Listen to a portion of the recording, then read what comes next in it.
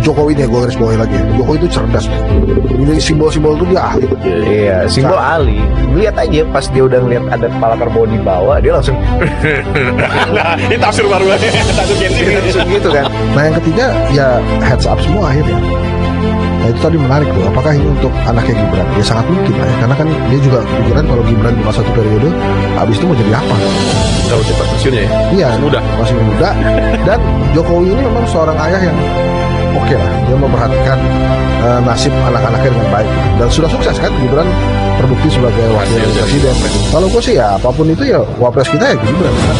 Kembali ke PSI Bang, Abang melihat kalau mungkin agak susah untuk saat ini PSI itu akan menjadi sebuah partai yang besar, nanti kan mungkin akan diduplikasi apa yang dilakukan di Lampung.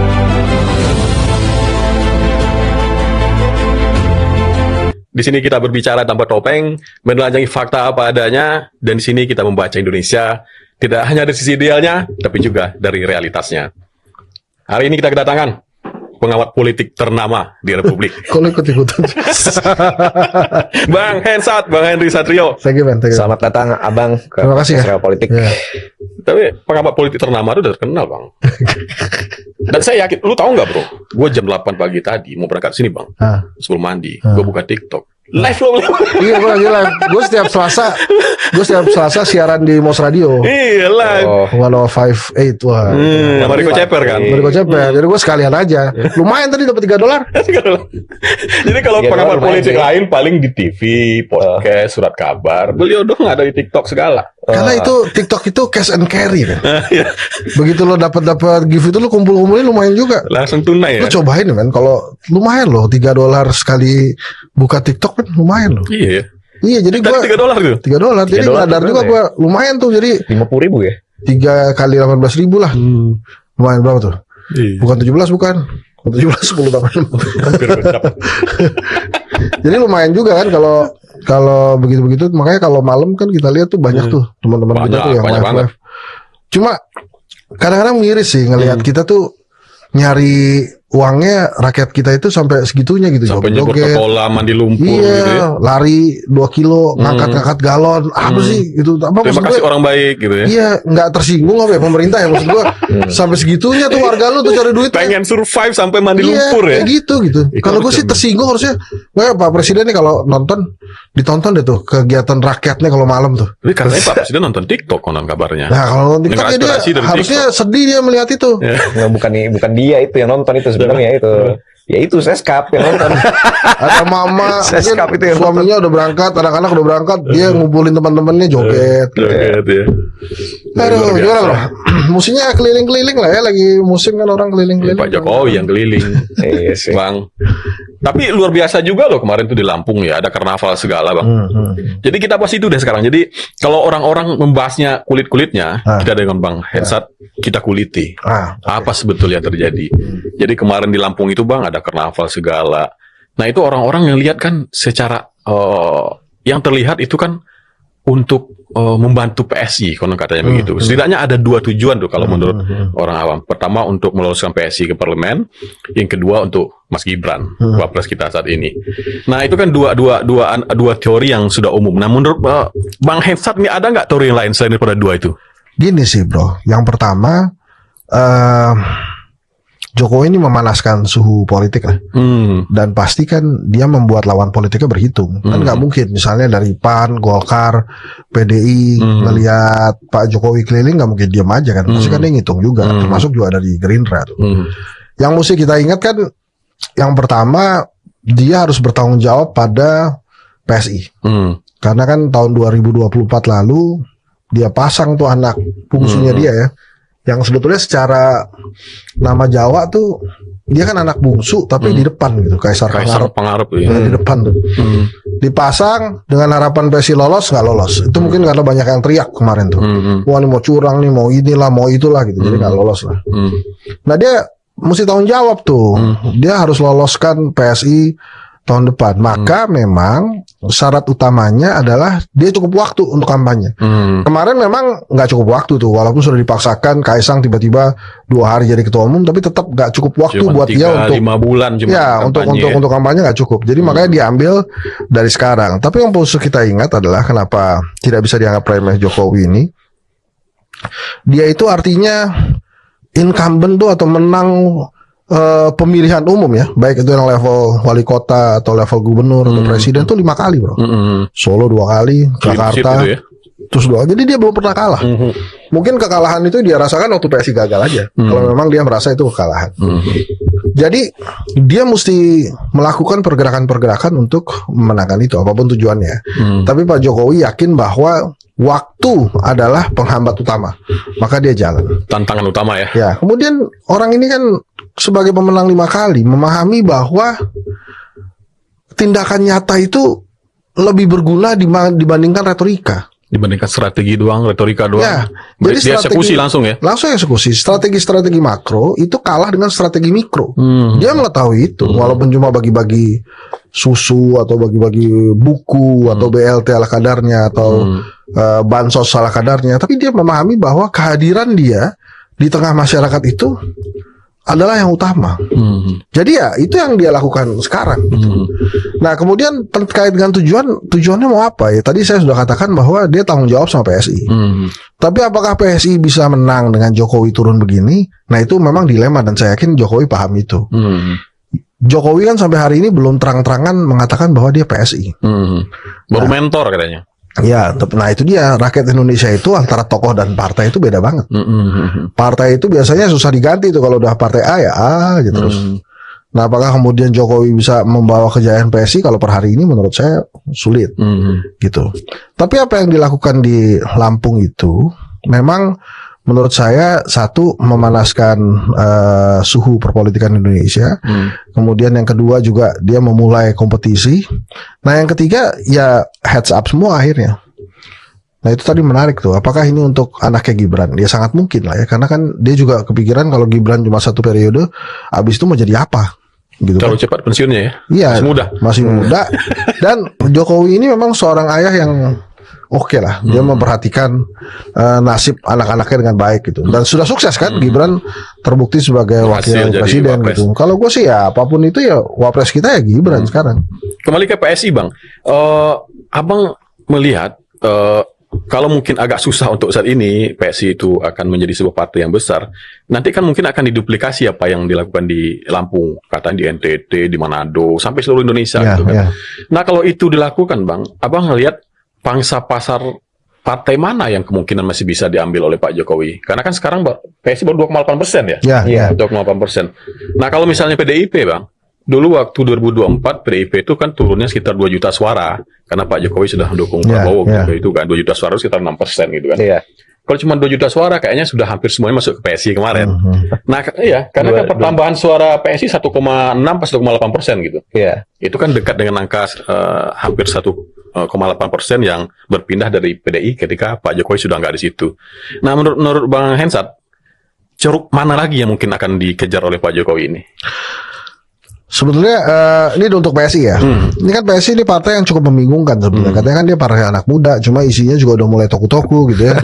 Ada Mat Ali masuk situ, ada Bestari Barus masuk situ. Gitu. Dan yang paling lucu kan setiap kali ada gerakan-gerakan anak-anak muda dia nggak ada di situ. Misalnya lagi demo-demo mahasiswa, harusnya kalau PSI konsisten bahwa dia adalah partai anak muda, dia ada di situ. Apa udah bergeser mungkin sekarang ke tengah, nggak lagi segmented begitu? Nggak, kalau menurut gue tuh dia mirip-mirip kita men. Kan tadi kita udah bahas ya.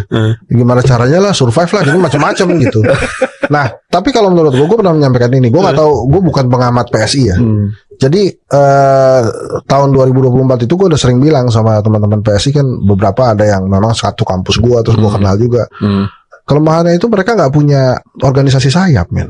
Iya, nggak ada emang. Jadi kalau partai-partai politik besar itu selalu punya organisasi sayap. Ada 20-an sayap, Bang. Ya, buruh dia punya, mahasiswa dia punya, perempuan apalagi. Perempuan ada, terus pemuda juga. Dari masing-masing agama ada tuh sayap-sayapnya. Nah, PSI ini enggak. Sehingga pergerakan-pergerakannya itu memang sangat mengandalkan Jokowi gitu. Waktu itu kan sebetulnya memang ini dibuat untuk Jokowi kan.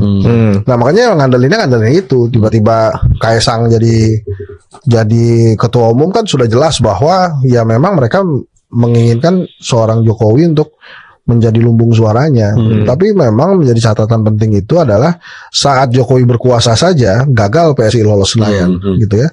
Apalagi saat ini tidak berkuasa. Makanya mungkin Pak Jokowi memahami itu, dia mengambil start dari sekarang untuk keliling mempopulerkan PSI. Dan sekarang kan dikit-dikit banyak banget tokoh-tokoh yang ada yang bermasalah kemudian masuk PSI gitu ya. Kemarin juga ada yang bermasalah masuk PSI.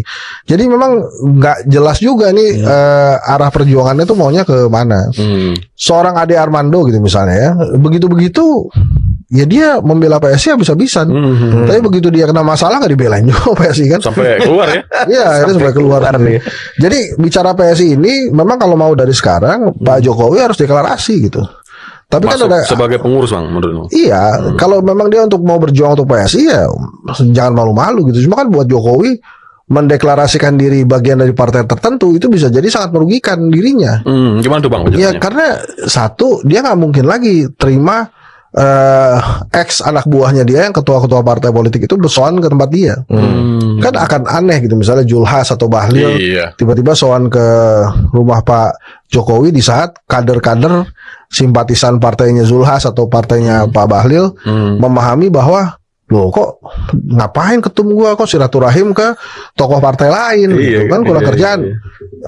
Presiden bukan apa bukan Jokowi kan. Itu benar misalnya kalau misalnya Pak Jokowi ini ketum PSI misalnya ada acara pidato presiden ketua umum partai diundang Pak Jokowi jadi duduk bersama bareng Zulhas atau Jaimin padahal kan lucu sih itu sih. Iya makanya dia mungkin jadi ketua dewan pembina jadi dia nggak ada di situ. Tapi apapun itu gua ngelihatnya selama Jokowi nggak bisa atau nggak mau secara terbuka mendeklarasikan diri sebagai bagian PSI ya akan susah gitu. Maka orang ya akan mengandalkan Kaisang aja atau misalnya menteri-menteri PSI yang sekarang ada di kabinetnya Pak Prabowo gitu.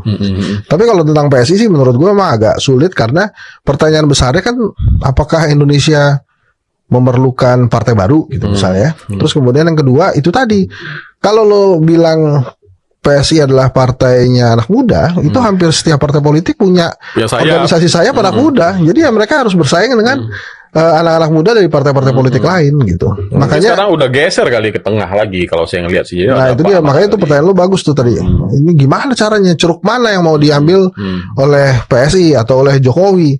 Mungkin menurut gua itu emang curug-curug anak baru yang baru akan nyoblos nanti 2000 Gen Z gitu ya 2029 atau pecinta gajah gitu ya mungkin akan pilih gajah. Dia akan pilih dia gitu. Jadi semuanya akan jadi catch all party kan partai yang di tengah-tengah semuanya kan begitu sekarang kan kayak coba punya ideologi. Lo kalau milih partai apa yang lo lihat dulu tokohnya, logonya, feeling lo aja atau apa? Abang nanya ini untuk gua personal lo atau personal sebagai Gen Z? Lo personal. Kalau gua personal, jawaban gua beda nih dari Zoomer yang lain, dari Gen Z yang lain. Gak usah takut, utarakan aja. Kalau gua pilih partai itu karena ini sih, karena kapasitas politiknya. Berat tuh. Iya, maksudnya jadi tuh gue cenderung milih partai yang gue tahu nih, ini kalau misalkan partai ini megang kementerian ini atau fraksi ini, jalan nih fraksi ini gitu. Ya gue kalau misalkan gue nggak pernah tertutup soal pilihan politik gue selalu nyoblos Golkar. Cuman gara-gara ketua umumnya Bahlil nih sekarang nih, jadi gue agak mager nyoblos Golkar gitu. Gue lebih mau antara Bambang Susatyo atau AGK yang jadi ketua umum. Oke. Iya. Nah itu wajar juga bro. Kenapa anak-anak muda suka Golkar? Karena memang ini partai sangat terbuka. Pendekar semua, tapi ya don-donnya banyak sekali situ. Iya, makanya pertarungannya juga luar biasa. Kenapa Golkar sulit sekali memunculkan calon presiden dan calon wakil presiden? Karena dalamnya pendekar semua. Begitu kalau ada yang muncul dihajar duluan. Misalnya nih, misalnya nih, Bahlil nih tiba-tiba ya mau jadi ketua mau jadi calon presiden. Bisa jadi langsung munaslup tuh. Iya. Track recordnya banyak Iya, munaslup Golkar. langsung munaslup supaya nggak jadi dia. Dilekserin. Itu yang hajar teman-temannya. Dan lagi Golkar ini kan menariknya, usernya itu adalah pemerintah, men. Jadi kalau pemerintah ngeliat, Bahlil mau maju, banyak duit nih, SDM kan, bahaya nih munaslup gitu. Yang penting dia diganti dulu aja, kan usernya pemerintah. Golkar adalah partai pemerintah. Jadi kalau mau tarung di ring nih untuk pilpres, Golkar ini belum naik ring udah KO semua. Iya. Makanya Wapres itu bagus. Wapres itu udah top banget deh. Bahkan tadi menarik lo nyebut nama AGK sama Bambang Susatyo tuh, ya Bahlil juga pasti ngebel gitu. Pasti ada. Nah, ini Bambang Susatyo kan udah digeser sama dia, udah nggak ada lah, tadi tinggal AGK kan. Apakah kemudian ada pertandingan antara AGK dan Bahlil, kita saksikan aja gitu. Nah, kalau Gen Z yang lain nih, kalau gue baca-baca ya, mereka tuh lebih milih atas dasar idealisme. Justru ketokohan itu tuh sekarang agak mulai menurun. Kayak gue ngeliat banyak Gen Z itu milih kemarin tuh partai buruh. Oke. Ya, mereka milih partai buruh. Kalau nggak partai buruh, minimal PDIP. Iya. Nah, cuman presidennya nggak PDIP. Presidennya antara Prabowo atau Anies gitu. Beda. Tapi pas waktu nyoblos DPR RI PDIP gitu. Iya, dari survei kan memang PDIP paling tinggi ya Bang ya. Paling tinggi. Iya. Nomor 2 Golkar. Cuman kalau dari abang kan, menurut abang yang abang baca dari data tuh Gen Z lebih cenderung milih siapa? Ini kita samain nih, samain perspektif dan data. Iya ya, kalau dari hasil survei kedai kopi tuh Gen Z memang pilih partai itu beda dengan presiden, itu true, bener. Jadi dia kalau partai itu kadang-kadang ya dia tergantung orang tua gitu. Boleh juga dia ikut temennya gitu. Dan ya itu suka-suka dia ngeliatnya kemana gitu. Bahkan Gen Z yang PKS juga banyak. Gen Z yang PAN juga banyak. Nah itu tergantung dari organisasi sayapnya bisa ngerangkul apa enggak. Nah ini makanya menurut gua kelemahan PSI, kalau tadi kita ngobrol PSI, ini organisasi sayapnya nggak ada. Ini nggak ada. Dan sama Gen Z sekali. sedikit sekali yang ke PSI. Kalau dari hasil survei 2024 kemarin. Dan ini menarik nih. Gue kan banyak mainan sama anak-anak Gen Z Jaksel gitu kan. Khususnya ada beberapa yang dari grassroots, ada beberapa yang di Menara Gading kan. Afiliasi partainya tuh mereka jelas. Demokrat, PAN, Golkar, gitu-gitu kan. Cuman kalau misalkan PSI itu sama sekali nggak ada di antara di grassroots atau di Menara Gading itu. Ya karena nggak ada someone yang mereka mau tiru atau gimana? Patronnya Kayak patronnya nggak ada. Dan sedikit curhat juga ya bang ya. Gue tuh pernah ngomong ke orang PSI kayak ini kaderisasi anak muda yang mana kok nggak jalan gitu. Nah itu juga jadi masalah. Kalau abang melihat kaderisasi PSI jadi masalah nggak? Iya jadi masalah. Misalnya kayak kemarin pemilihan ketua umum gitu. Oke lah ada Bro Ron, ada Kaisang. Cuma kan kita mikir siapa yang berani lawan Kaisang?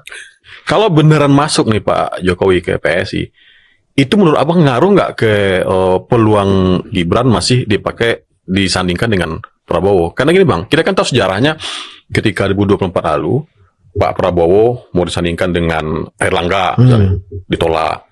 Dengan Zulhas kalau nggak salah ya, ditolak juga oleh koalisi. Dengan Yusril Iza Mahendra, ditolak juga oleh koalisi. Mungkin karena waktu itu kan semua partai itu kan rata-rata kekuatannya sama tuh. Lah kalau yang dari PAN atau Golkar jadi wapres kita dapat apa? Toh kita suara kita sama, mungkin gitu kan.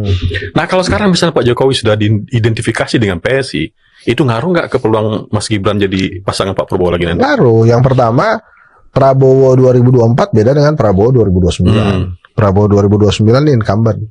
Sudah tahu cara ngolahnya gitu. Terus kemudian yang kedua, Prabowo kalau milih calon presiden dari partai politik lain itu sama dengan dia membesarkan partai politik si wakil presidennya. Kemudian yang ketiga, kalau Prabowo pilih wakil presiden dari partai lain yang notabene pengen jadi presiden, itu wakil presidennya bisa tiba-tiba jadi oposisi di tengah jalan. Karena si wakil presidennya tiba-tiba, oh kok rakyat nggak setuju nih, akhirnya dia dukung rakyat tuh supaya dia kepilih lagi. Jadi kalau menurut gua Prabowo itu kemungkinan besar akan pilih wakil presiden seperti caranya SBY dan Jokowi milih. Satu, orang yang tidak berpartai. Kemudian yang kedua, yang nggak punya ambisi untuk jadi presiden atau minimal kalau maksa maju nggak mungkin menang lah, gitu. Maksa maju. Iya, pokoknya gue maju aja. Gak ada peluang Pak menang lah.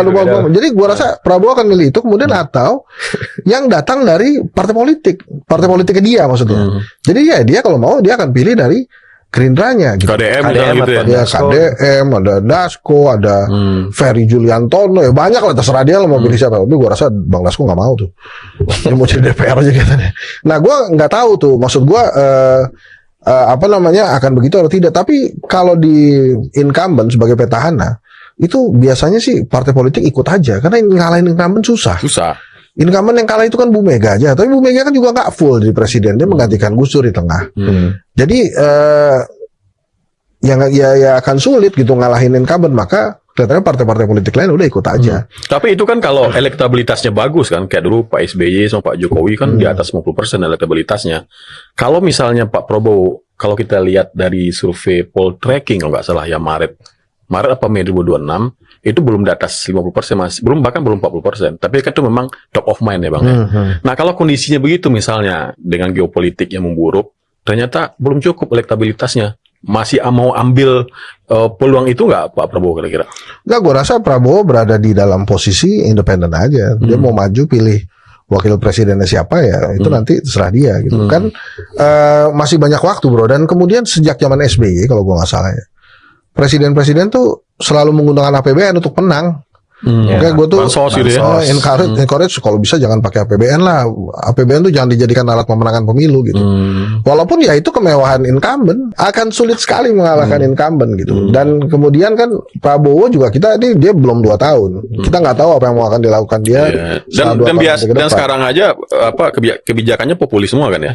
Iya populisme, walaupun ya kita deg-degan juga kayak misalnya Koperasi Merah Putih itu kan tiba-tiba ada latihan militer gitu kan. Tapi ternyata gue nanya bro, itu Koperasi Merah Putih rekrutmennya emang Kemenhan bro yang take care Kemenhan itu yang rekrut. Jadi agak bingung juga. Ya makanya suruh nyamar jadi sayur. Kamu pembeli atau pemberontak? Kamu pembeli atau pemberontak? Mau jadi manajer koperasi, latihan lu lihat nggak? Bawa senjata.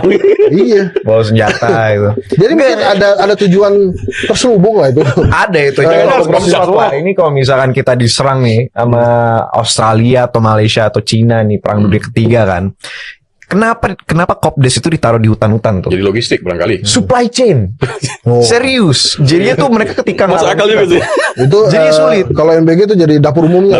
Dapur umum. Nah, sementara Kopdes itu supply chain. Emang jadi supply hub. Emang dia mikirnya ternyata udah jauh segitu. Ini orang cerdas no. Prabowo tuh cerdas. Dia ini presiden baca buku. Gue tuh kalau presiden ada orang baca buku cerdas aja. Iya, sangat cerdas. Dia katanya 50 buku sehari. Wah itu bu ya. Ada yang ngomong kan? Yang dulu kali bro sebelum jadi presiden. Iya. Oh jadi presiden 50 buku sehari, kapan tidurnya? Kapan kerjanya? Kapan kerjanya itu? Nah gitu lah kira-kira. Jadi balik lagi ke pencalonan itu. Walaupun gue mengencourage sebetulnya setiap partai politik tuh maju aja gitu. AHY maju jadi calon presiden. Udah gini ya maju, iya. Walaupun ya lu minta izin lah Prabowo, Pak. Maaf ya Pak ya, saya maju nih bukan buat ngalahin Bapak nih. Gitu ya, biar proses demokrasi aja gitu ya. Kalau AHY kan Pak, kalau saya nggak maju, waduh, ini aja udah paling bawah Pak saya dari 8 partai politik. Kalau saya nggak maju ntar hilang semua nih pemilih-pemilih saya gitu. Kan bisa bilang begitu. Tapi saya janji Pak saya nggak buat ngalahin Bapak ini gitu kan. Bisa aja begitu gitu. Lagi kalau kalah bisa di Menko.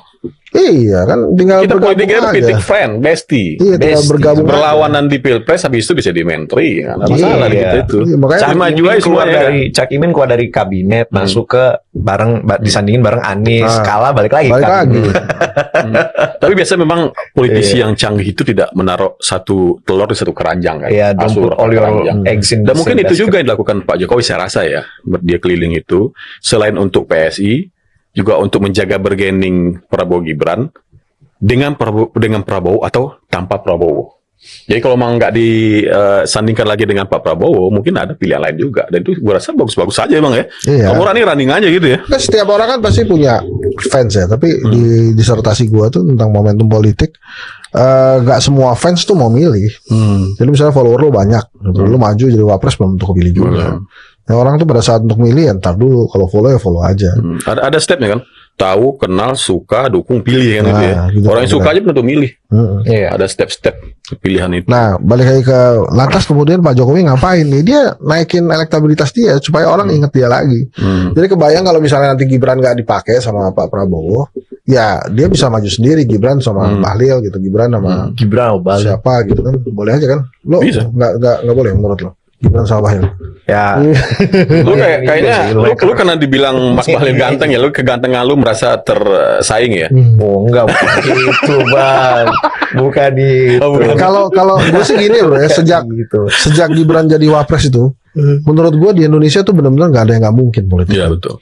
Misalnya nih, lu bilang Gibran Anies mungkin nggak? Oh, jangan ngomong nggak mungkin bro, jangan. Bisa Prabowo jadi Gibran aja kejadian. bisa. Iya, tiba-tiba misalnya Prabowo Ganjar bisa aja, atau Prabowo Pramono Anung bisa aja. Pokoknya gue sejak Gibran jadi wapres, gue nggak pernah ngomong lagi nggak mungkin. Apalagi sekarang undang-undang pemilu kan lagi dirancang tuh, tahun pembahasannya depan, dipospon sampai tahun depan. Gue nggak tahu tuh, biar begitu jadi nggak bisa di judicial review atau nggak bisa diprotes atau gimana. Nah, undang-undang pemilu itu kan hipotesa isunya kan macam-macam. Misalnya satu, jangan-jangan boleh nih tiba-tiba ada aturan di undang-undang pemilu baru boleh calon tunggal, kan tadinya nggak boleh. Kalau boleh calon tunggal Prabowo seneng. Itu misalnya. Yang kedua, wah boleh calon independen nih. Kalau calon independen siapa boleh, yang sanggup ya? nah, bisa jadi calon boneka kan. Nah, misalnya gitu. Terus misalnya yang ketiga, wah ini kondisi ekonomi lagi nggak bagus, diterusin dulu aja. Diundur bisa, jadi bisa macam-macam nih bro. Jadi begitu si undang-undang pemilu ini belum dibahas, jadi ya isu-isu liar itu berkembang kemana-mana gitu. Jadi kalau independen boleh, Darmo Pangrekun maju lagi. Ya? Harus maju sih Darmo Pangrekun. Kalau DKI aja kalah gimana nasional? Oh nggak masalah bro. Yang penting kan nama foto lu ada di kertas suara. Lo Darmo Pangrekun maju, gue maju tuh jadi wapresnya dia. Calon wapres, pokoknya kelihatannya reachable bro. Jadi wapres tuh harusnya jadi cita-cita semua anak Indonesia lah. Gitu. Karena bisa lah itu. Pak Jokowi tukang kayu jadi presiden kok. Iya. Nah, gue sebagai itu Gen Z juga harus termotivasi soal itu. Gue sebagai etnis Sunda sih ya cita-cita tertinggi gue jadi wapres. Oh iya. Gak akan gue bisa jadi presiden kan, bukan Jawa. Wah, kalau orang Minang udah dapat posisi wapres. Sekarang ada orang Minang lebih tinggi daripada presiden. Apa dia bro? Penasihat presiden. Hasan Nasbi. Presiden kan presiden. Macam mau dinasehati ya presiden.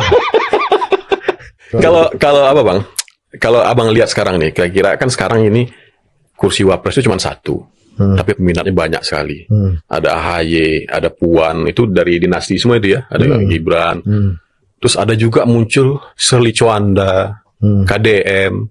Nah kalau abang ngelihatnya nih, yang menurut abang ya, penglihatan abang yang paling berpotensi lagi untuk bersaing dengan incumbent ini siapa dengan Mas Gibran? Ya banyak bro. Tadi kan lu sebut pemimpin partai politik, terus kemudian anak-anak para tokoh, belum lagi kan menteri-menteri yang ada di dalam kabinetnya Pak Prabowo sekarang, belum lagi orang-orang biasa macam Henry Satrio gitu, gitu. Pengamat politik ternama dong. Jadi maksud gue gini, nggak lucu sih kalau kemudian kita pemilu tuh orang rebutan jadi wapres, karena takut kalah kan. Kan kalau misalnya gue diminta nih, Hen maju dari partai mana misalnya, ya mana lah, pokoknya kita lawan Prabowo, berani nggak? Berani gue. Kadang-kadang kan kita mikir yang penting ya udah kita maju aja gitu. Menang gak menang untung kok, misalnya begitulah.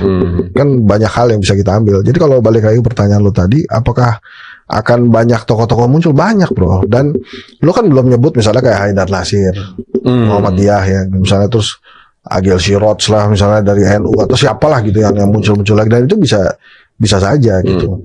Nah sekarang kan tinggal tergantung Pak Prabowo mau di mana. Tapi not to mention misalnya kondisi ekonominya harus membaik dulu. Jangan sampai kemudian kondisi ekonominya terpuruk terus, kan repot juga Pak Prabowo. Maka ini kita semua menunggu nanti momentum Oktober 2 tahunan ini Pak Prabowo mau apa? Apakah dia akan ganti semua menterinya, atau dia ganti setengah gitu misalnya, atau dia mau buat gebrakan apa menuju ke sana? Kan pasti rakyat juga mikir juga nih sekarang, apalagi Pak Jokowi sudah terang-terangan mengambil jalur khusus gitu untuk berkompetisi, kan pasti Pak Prabowo juga mikir-mikir gitu. Nah kemudian apakah Gibran mau dipaksakan oleh Jokowi maju melawan Pak Prabowo? Menurut gua enggak. Pasti Pak Jokowi akan berusaha sedemikian rupa untuk membuat Mas Gibran ini tetap menjadi pilihan pertamanya Pak Prabowo di 2029, karena Gibran belum siap untuk jadi presiden. Nah abang sebagai pengamat politik jempola nih, pengamat politik ternama, dan juga ahli ilmu komunikasi. Oke. Bang Hensat ngelihat Mas Gibran monolog megang kucing itu maksudnya apa? Nggak ngerti gua bro. Tapi ini gue nanya balik gak apa ya? Menurut lo itu apa sih maksudnya ngelus-ngelus kucing itu? Apakah dia bermaksud untuk head to head bersama Prabowo atau head to head dengan Prabowo, atau dia mau ngasih lihat bahwa gue sama-sama pecinta kucing seperti Prabowo, atau gimana sebenarnya? Kalau head to head kenapa emangnya di kucing itu? Ya gue juga punya kucing nih. Kita adu kucing ya gitu. Gue udah bingung nih. Ini satu keluarga ini semua nih mainnya kode-kodean semua. Aduh capek gue. Ada banyak sekali semiotika yang beredar di dunia politik kita. Salah satunya kemarin di Lampung Pak Jokowi ada nginjak kepala kebo. Nah itu juga membuat. Tapi kan itu katanya adat aja. Adat memang adat. Tapi ada juga menerjemahkan ya itu bukan banteng, tapi ada juga yang merasa arahnya ke situ. Kalau lu nanya gue sih Bang tentang itu ya, gue rasa Pak Jokowi itu bisa menafsirkan bahwa akan ditafsirkan sama orang seperti itu. Iya, di Jokowi nih gue garis bawahi lagi ya. Jokowi itu cerdas men. Begini simbol-simbol tuh dia ahli lah. Iya, simbol ahli. Lihat aja pas dia udah ngeliat ada kepala kerbau di bawah, dia langsung ini tafsir baru aja, tafsir Gen Z langsung gitu kan. Artinya apa? Dia udah ngebaca kan, gitu. Terus udah gitu pas Pak JK ngomong itu termul Jokowi. Itu gimana Pak? Pak JK ngomong ini gitu. Dia langsung artinya Pak Jokowi itu sudah bisa memahami bahwa orang akan menafsirkan seperti itu gitu. Dan jawabannya bagus ya. Kayak misalnya kemarin ada wartawan nanya hidup Jokowi itu kan yang di persidangan itu. Hidup Jokowi. Ya lebih baik hidup sehat daripada hidup Jokowi. Gila. Lebih baik Emang canggih ya? Canggih dia. Canggih. Juga. Gue pikir bayangin semuanya yang kita tahu tentang dia tuh bisa jadi bukan dia gitu. Iya, dia paham lah ini marketing itu seperti apa. Pak Jokowi itu kalau nggak jadi tukang kayu nggak jadi presiden, dia jadi marketing yang hebat sih menurut gue ya Bang. Tapi balik lagi ke Pak Jokowi, Mas Gibran ini, menurut gue sih yang agak membuat keruh arah politiknya mereka kemana tuh karena mereka terlalu banyak mainin simbol. Gitu. Jadi tuh orang bisa menafsirkan orang tuh menafsirkan macam-macam. Idealnya ketika kita mau kita membuat arah politik kemana kan ya kita kan on record langsung aja ngomong ini. Gitu. Langsung aja ngomong itu. Tapi kalau di dalam politik kalau langsung ngomong apa tujuan lu bisa langsung disikat sama lawan. Idealnya kan. Tapi kan di Indonesia kan sayangnya permainannya ketika kita mau maju dikit disikat gitu. Kayak Abang barusan mengatakan kan di Golkar sendiri ada orang mau maju jadi presiden. Kita hajar ini barang besoknya munaslup. Pokoknya ada isu munaslup aja langsung. Iya, ada isu munaslup gitu hilang gitu. Ya jadinya kepaksa mereka main kayak gitu sih Bang. Tiba-tiba plot twist gimana? Ternyata yang didorong sama Jokowi jadi wapres atau maju ke pilpres itu bukan Gibran, tapi Kaisang. Ada beberapa rumor bahwa Pak Jokowi itu lebih prefer Kaisang daripada Gibran. Rumor. Nggak tahu itu benar. Harusnya Gibran mulai hati-hati nih ke adiknya nih. Wah iya harusnya. Ini di VDN Impera. Aduh. Adiknya tuh dipupuk beneran sama Jokowi untuk mimpin partai. Gibran nggak pernah punya kesempatan untuk itu. Nah ini kan menjadi tantangan bagi mereka berdua. Dengan ada rumor ini yang beredar gitu. Apakah mereka bisa tetap solid sebagai keluarga gitu? Wah, lu maunya gimana bro? Kalau gue maunya, kalau kita pecah nih. Ya, gue sih maunya sih hidup Jokowi. Apapun sensus gue, hidup Jokowi. Memang nggak habis-habis kalau ngomongin Jokowi dan keluarganya. Nggak habis-habis. Ada aja hal-hal baru yang bisa kita bahas di meja ini kan. Gue sih ini udah nggak berbicara politik lagi, tapi kalau misalkan ada rumor itu ya semoga tidak memecah belah sebagai saudara aja sih, gitu sih. Tapi kalau politik seru juga sih ngeliat itu ya. Iya. Kalau dalam politik kayak rumor di Partai Merah kan juga begitu, kayak ada yang nggak cocok juga sama Abang Made ya. Rumor-rumor selalu ada, kayak Mas Ahaye masih bahas pernah juga di rumor gitu. Selalu ada gitu.